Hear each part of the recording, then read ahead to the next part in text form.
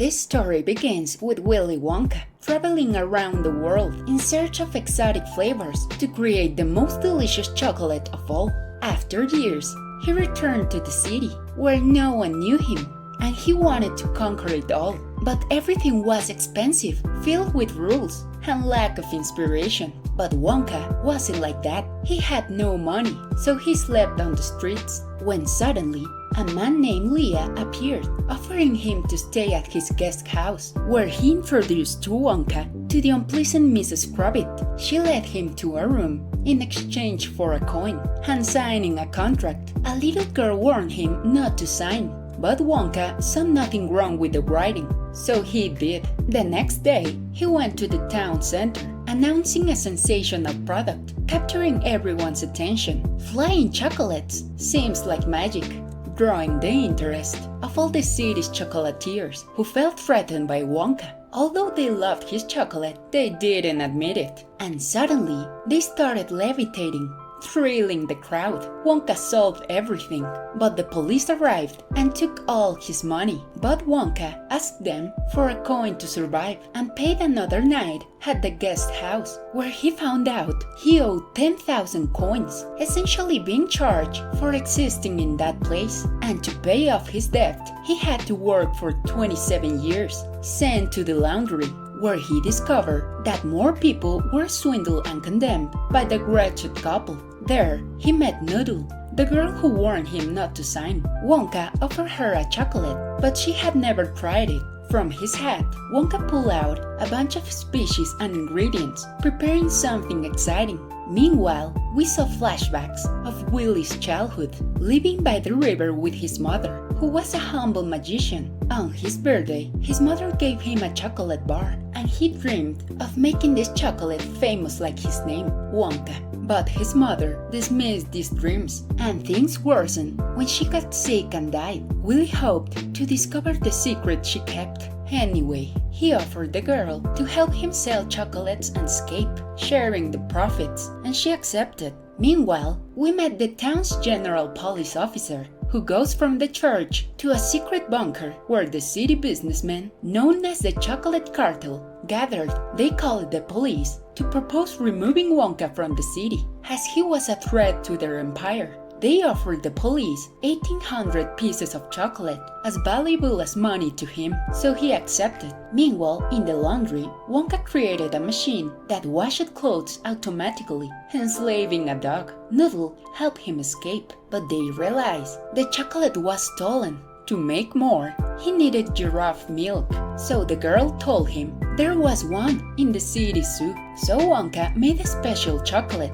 giving it to the zoo guard, who got drunk, giving them time to enter to the zoo and find the giraffe. They took the milk and escaped with a bunch of balloons. Upon returning to the city, the police awaited Wonka, asking him to leave, threatening him. But Wonka stood firm and returned to the laundry, where one of the men, a former accountant for the chocolate cartel, told Willy about a book with all the crimes the businessmen committed, and they fired him.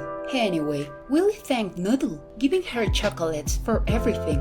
At the end, everyone knew what they were doing, so the other prisoners joined him, helping Willy sell chocolates all over the city, fulfilling his dreams. But the police found out and chased him, realizing he was escaping through the sewers. But one night, a curious being named Lofty appeared, but a trap he set caught him. Lofty was an Oompa Loompa banished from his lands because he saw Willy stealing species and cocoa and didn't do anything, so he wanted to recover them. He hit Willy and stole the chocolate, discouraging him too much. He had nothing to sell, but his laundry friend surprised him, taking Willy to an old warehouse for him to sell chocolates legally and stop being a street vendor, lifting his spirits. Finally, he would open his gourmet store. But unfortunately, the police traced Wonka, informing the businessmen who knew Willy's unpleasant boss. So they told her that Wonka was escaping,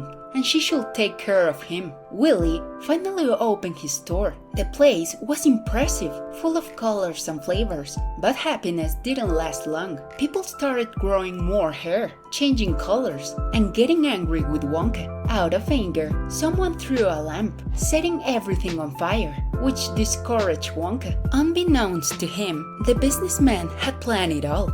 Willie's friends tried to cheer him up, but he stayed in the burned place. When out of nowhere, the businessman arrived with a pile of money, offering it to Wonka if he left the city and never made chocolate again. With that sum, he could free all of his friends. Clearly, Willie accepted because he had no other choice. They sent him on a ship to never return. When he met with the Oompa Loompa, asking for more chocolate. However, Willie couldn't do it. At that moment, Willie realized that one of the businessmen had something to do with Noodle, feeling she was in danger. True to his instincts, when everyone's debts were paid, they didn't release Noodle. Instead, they locked her up. Willie wanted to return to the city, but realized the boat was filled with dynamite. They wanted to kill him, so he jumped into the sea, returning to the city, where he rescued Noodle. Together with his friends, they infiltrate the cartel's bunker, found the book with their darkest secrets, and they also brought the giraffe. But at that moment,